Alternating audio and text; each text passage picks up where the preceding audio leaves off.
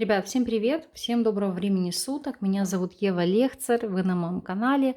Я приглашаю всех любителей Таро, и начинающих, и тех, кто практикует давно, на просмотр новинки этого года. Ну как новинки, это уже четвертое издание этой колоды, но, возможно, в этой подаче, в этой вкусной, красивой интерпретации вы еще и не видели. Для тех, у кого она есть в работе, могу вас только искренне поздравить, потому что одна из жемчужин коллекции практика – это неоспоримый факт. Но в любом случае вам сейчас дам возможность проникнуться энергетикой этого инструмента и для себя понять, осознать, нужен вам он в работе или нет. Итак, колода викторианская романтическое Таро, либо Таро романтической викторианы. Название каждый интерпретирует по-своему, у каждого своя подача. Я вам называю, как вы можете найти этот инструмент в социальных сетях. Но вот такая вот шикарная колода приходит в такой очень красивой, как видите, деревянной шкатулке. Она на клипсе, все идеально защелкивается. Поэтому это будет шикарное приобретение как для вас в коллекцию, так и на подарок. Поверьте, колода того стоит. То есть это действительно как произведение искусства. Вот такой вот деревянный бокс, где мы находим краткий мануал колоде, а также, утрированно назову, сертификат. Почему утрированно? Потому что он не является пронумерованным, потому что это уже идет как издание масс-маркет, то есть тут нет ограниченного тиража, поэтому просто указание самого паспорта, видите, вот этот голографический блеск, не знаю, насколько мой гаджет сможет вам передавать всю эту красоту, но она невероятно красивая, воздушная, легкая. Вот любителям действительно викторианского стиля она зайдет. Авторами колоды являются Карен Махони и художник Алекс Уколов. У меня на канале есть обзор, я обязательно вам оставлю, прикреплю ссылочку в комментариях. Богемское готическое Таро. То есть они ранее тоже произвели этот шикарный инструмент, издали. И он отлично себя зарекомендовал. К чему я веду? Вот те образы, которые увидели в той колоде, они перекликаются с этой, потому что, фактически это одни и те же гравюры, просто те гравюры были смиксованы тогда с компьютерным монтажом, то есть сделано более в современном стиле. Но сейчас, вы, скажем так, эти гравюры увидите в истинной ипостаси, которые они нашли. Они их очень долго собирали, эти гравюры 19 века, и увидели в этих картинах действительно каждый из 22 арканов, и они поняли, что это фактически этап жизни, который может и даже проходит каждый из нас. Так, вот такая вот карта-сертификат. На ней вы видите ссылки на издательство babastore.com и также адрес на Facebook. И вот такой красоты рубашка. Не знаю, насколько точно вам будут видны эти переливы. Отливает золотом. Очень красиво все подано, сделано. Очень плотный картон. Колода большего размера, чем стандартная, но и не является большой, потому что большие размеры не по 14 сантиметров, где-то порядка, наверное, 13. То есть она больше, как удобнее ложится в руку. Так, по поводу мануала. Смотрите, мануал, могу сказать так, он здесь просто кратенький, как книжечка МБК, потому что к этой колоде, к этому изданию есть полноценный, очень красивый буклет, где подробно расписано по каждому аркану и символизм, и значение, и наработки авторов. А здесь кратенько. Здесь мы видим только, что легло в основу, чем они воодушевились, как читать Таро, их рекомендации. Мы это видим здесь. Какие расклады можно использовать, как базовые. Информация о старших арканах, о младших арканах и о картах двора. То есть здесь нет какой-то обширной трактовки, особой какой-то глубокой информации для себя вы здесь не подчерпнете. Если у вас есть такая финансовая возможность, рекомендую вам приобретать или мануал к этой колоде, или же скачать его в интернет, он на самом деле есть в свободном доступе, если у вас, возможно, по ряду причин нет таких перспектив сейчас это приобрести. Итак, давайте смотреть на эту красавицу. В чем отличие четвертого издания от предыдущих? Во-первых, предыдущие издания были у нас с голографическим срезом, здесь его нет, но тем не менее колода идеальной вырубки, ничего не кошлатится, не осыпается. Почему брали голографический срез? Ну, здесь это может быть просто, как, допустим, с точки зрения лишним, потому что в любом случае он также затирается со временем. Ну и плюс, конечно же, в нынешних условиях, я не думаю, что это удешевление колоды, я думаю, это связано с социальными и политическими настроениями в обществе, которые ограничивают работу ряда предприятий, а именно, возможно, тех, которые занимаются вот созданием этого голографического среза, либо каких-то необходимых инструментов, да, или материалов для этой голографии. Итак, будем смотреть. Как вы видите, колода у нас идет рамочная, подписаны просто словами, нумерации у нас здесь нет. У меня, может быть, бликовать гаджеты, вам не видна красота этих переливов, но действительно это сказочно. Очень красиво. Это нужно только видеть вживую, прощупать, посмотреть, оценить, проникнуться, потому что так, к сожалению, экран не передает всей красоты этого инструмента. Маг. Здесь мы видим волшебника, алхимика, который достиг просветления, возможностей. Книга открыта, весь мир в его руках, потому что он владеет колоссальными знаниями, которые способны изменить все и вся. Видите, он прошел трансформацию, человек, который не боится смерти, потому что, по сути, в жизни прошел, ну, не то чтобы перевоплощение, а не одно изменение личностное и духовное. Очень нравится здесь жрица с оголенной грудью. Сейчас постараюсь вам показать, какие отблики дает карта. Это, знаете, как обнажить правду. Вместе с тем, то, что здесь она идет обнажена, это, знаете, как служение своему делу. То есть это вопросы аскезы. Это указание на то, что она интуитивно видит и считывает любую информацию. Знаете, как вот дышит кожа, так и кожа читает любое, знаете, как извне, из мира. И из этого, и из мира того. Это, знаете, как прочтение информации из двух миров.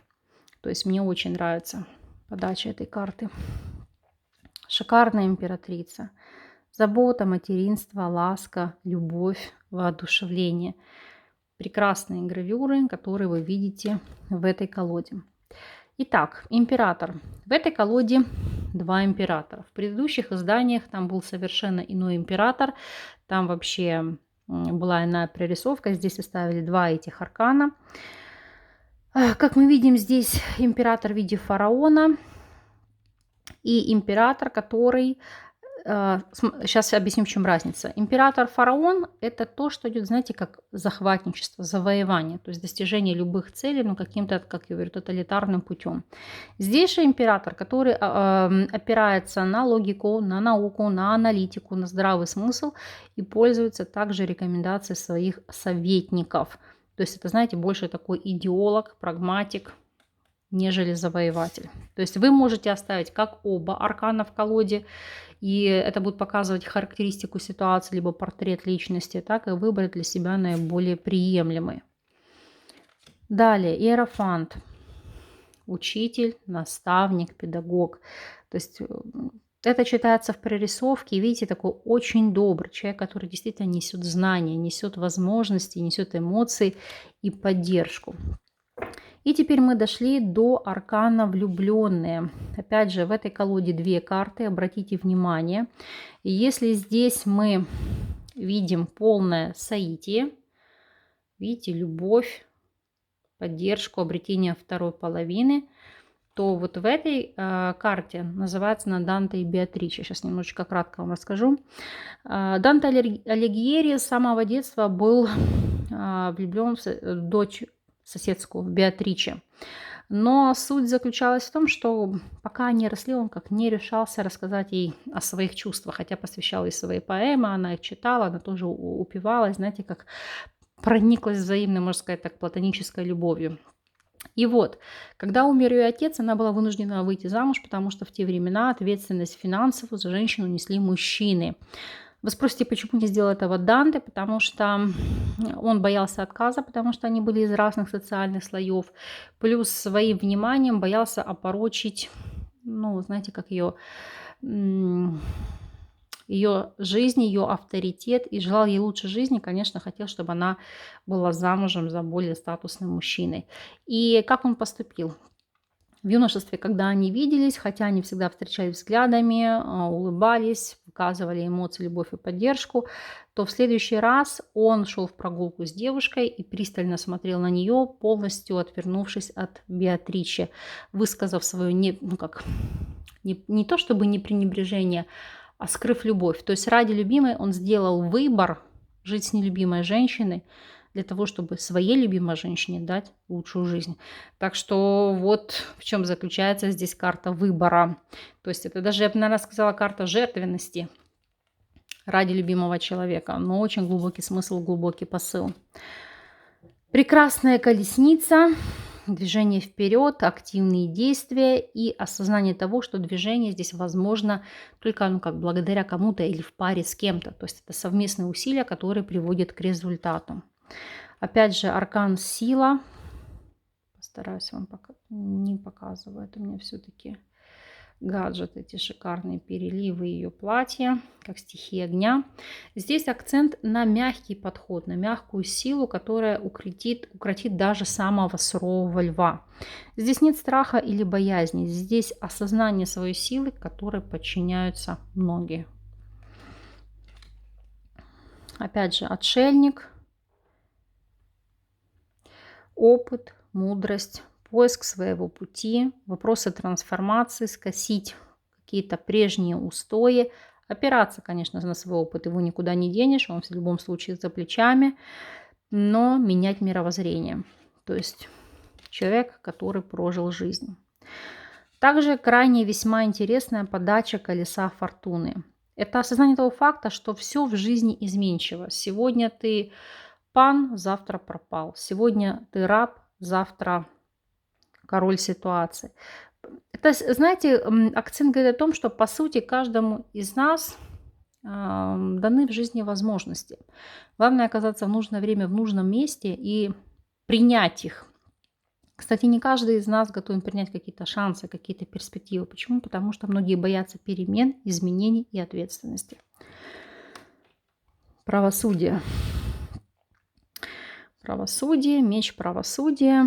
Ну, что посеешь, что пожнешь. Это, знаете, как влияние темного и светлого. Но всегда будет голая правда. От нее ничего не скроешь. То есть, иными словами, здесь это юстиция, которая не поддается на влияние извне. Опять же, мы видим здесь цирковые выступления, повешенный человек, который будоражит своим поведением, своей нестандартностью. Вот это фактически тот же подход. Не быть как все, не быть серой массой. Так, аркан смерть, который покорен и стар, и млад. Опять же, ситуация сложных трансформаций, которые меняют нас. Умеренность. Здесь несколько иная прорисовка. Видите, один кубок выше, другой кубок ниже. Но тем не менее, это, знаете, как понимание того факта, что все в жизни меняется. И белое с темным, и доброе с хорошим. Ну, то есть, но наша задача найти в жизни баланс, чтобы уравновесить эти энергии. Опять же, два аркана дьявол. Сейчас объясню. Эта карта называется «Дочь сатаны», а вот это называется «Сад искушений». Так вот, если здесь это поддаться соблазну, это чувственное удовольствие, это яство, это, наркотические удовольствия, сексуальное удовольствие, то вот здесь дочь сатаны – это, уже знаете, как искушение криминального плана, это развраты, это какое-то грехопадение, это приступить к черту закона, ну и прочие вещи. Башня, как мы видим, здесь крушение корабля и людей, которые пытаются выжить, то есть крушение ситуации, то есть попытки выжить, исходя из текущего положения вещей. Звезда. Воодушевление, целительство, нестандартный подход, нестандартная вообще, может быть, медицина, нетрадиционные направления, опять же, эзотерика, но вместе с тем упоение комфортом, роскошью, творчеством. Луна. Наши темные стороны, наши страхи, проработка внутренних сомнений, смятений, ясновидение, яснослышание. Это вот видите здесь по ситуации третий глаз, который не виден остальным, но тем не менее присутствует у человека. Считывание информации из высших миров. Прекрасный аркан Солнца, просто сказочная, очень красивая прорисовка, которая прям воодушевляет. Я представляю, насколько красиво эта колода бликует на солнце, какие она дает переливы. Это действительно, ну, как творение искусства. Тот же аркан Суд, воскрешение, возрождение, райский сад. И аркан Мир. Видите? Праздник, торжество, радость, полнота жизни, полнота бытия. Ну, теперь будем переходить к картам младшего двора. Начнем с масти кубков. То есть, как вы видите, все сюжеты читаемы, все события узнаваемы. И, по сути, вы, думаю, без подписи можете определить, где какой аркан. То есть, даже если вы начинающий практик, вам будет все понятно. Вот даже четверка кубков, не зря говорю, карта пресыщения, когда вас уже ничего не радует. И даже не вопрос апатии, хандры или депрессивного состояния, а усталость от эмоций, либо от текущей ситуации или обстановки. Пятерка чаш, карта скорби, карта проживания потерь, карта смирения. Во всяком случае, так здесь ее подали авторы. Шестерка чаш. Посмотрите, насколько вот милые какие-то добрые прорисовки. Даже какие-то сложные сюжеты, ну вот видите, которые читаются, знаете, как-то легко, без какой-то вот особо негативной энергетики.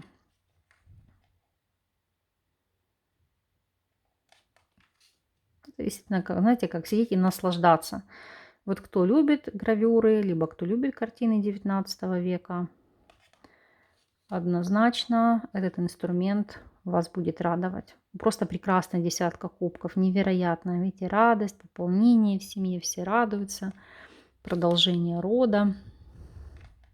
Вот паш кубков, вот если вы вспомнили из готического, богемного готического таро, ну это просто персонаж, который там на половине карт. Рыцарь чаш. Прекрасная королева кубков. Эти вот детки, ангелочки, вот такая прелесть. Или король кубков. В данном случае, видите, изображен любитель вина. Ну, то есть здесь фактически очень точно карта может показывать людей, которые злоупотребляют алкоголем. Тут жезлов, он же Прометей.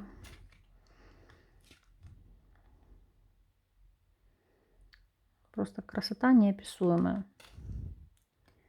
Вот, тройка жезлов, труба зовет. Время активных действий. Или четверка жезлов, видите, карта праздника, карта урожая.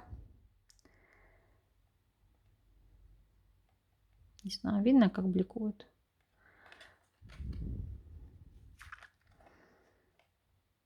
Вот конкуренция, спорт, драка и победа. Здесь у нас отображен на шестерке жезлов. Посмотрите, как он на лошади выседает. Красавец. Так. Колоду сейчас вам показываю больше с позиции визуального ряда и прорисовки. Видите, восьмерка жезлов, карта скорости, активных действий. То есть не дремли, действуй, нападай.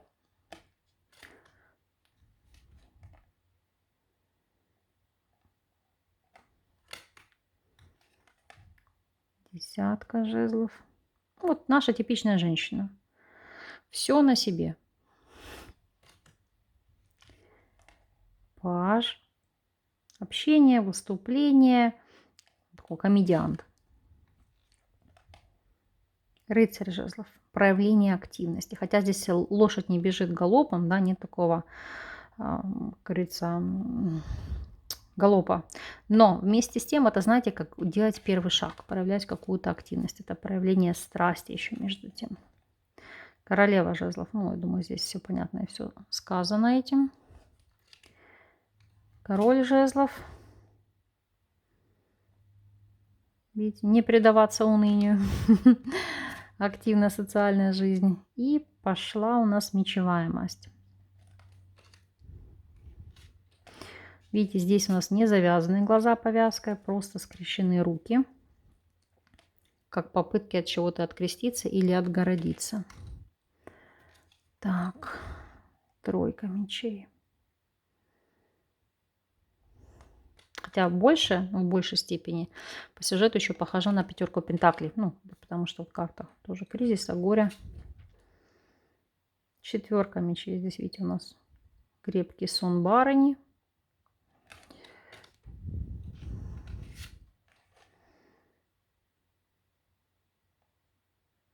Пятерка мечей — это конфликт. Причем серьезный такой конфликт. Так, шестерка мечей. Очень красивые карты. Семерка. Вот опять же воровство.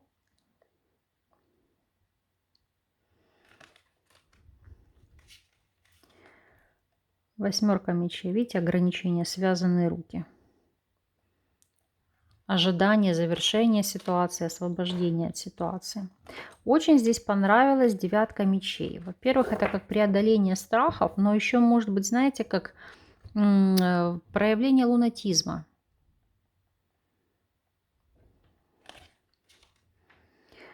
Так, десятка мечей. Тело, которое унесла морская пучина.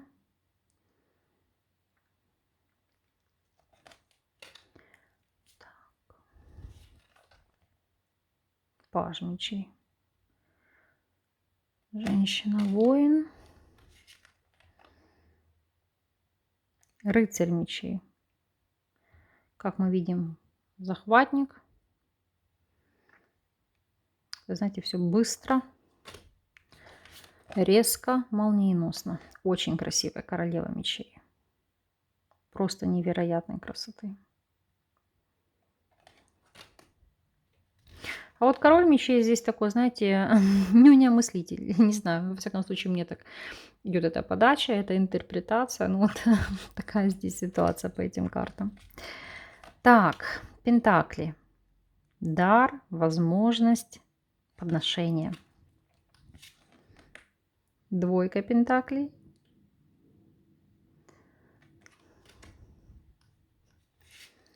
Тройка пентаклей. Видите, мастерство. Вот здесь мужчина изобретает эти игрушки и показывает деткам, как это делать. Четверка пентаклей. Наша четверка монет, барыня, которая сидит, держится за свои сокровища. Пятерка пентаклей. Вот, мне кажется, даже тройка пентаклей здесь по смысловой характеристике глубже, чем эта карта. Хотя авторам, безусловно, виднее. Очень такая красивая шестерка пентаклей, карта помощи.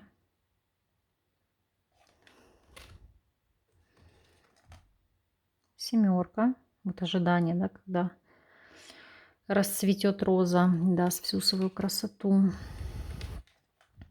Восьмерка пентаклей, оттачивание мастерства, скрупулезный труд. Но труд, видите, который здесь приносит воодушевление. Девятка. Очень нравится девятка пентаклей. Роскошная женщина, статная, живущая в довольстве и комфорте. Десятка пентаклей. Сытая, довольная, сплоченная семья. Паж пентаклей. Человек, который умудрен каким-то опытом, обдумывает какие-то новые знания. Рыцарь Пентаклей. Вот здесь, конечно, прорисовка меня просто убила. Но на самом деле мужчины из земной стихии, действительно, они, наверное, раз в пятилетку могут вам сказать, что они вас любят, но очень любят внимание в свою сторону. Королева Пентаклей. Забота, материнство, уход, внимание.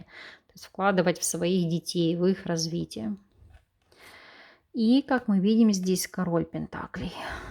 Здесь у нас непосредственно видит король и его приспешники, которые указывают ему путь. Ну, то есть стабильная, статусная жизнь. Вот такая у нас колода. Просто замечательная. В скором времени постараюсь вас побаловать раскладами на ней. Посмотрим, насколько она будет говорливой. Надеюсь, что этот обзор вам понравился, был интересен и приятен. В любом случае от вас жду обратной связи. Напишите, у кого она в работе, как она с вами взаимодействует, какие тонкости, нюансы и детали вам выдает. Для меня это тоже важно. Делитесь своими наработками. Я же вам признательна за просмотр и до новых встреч.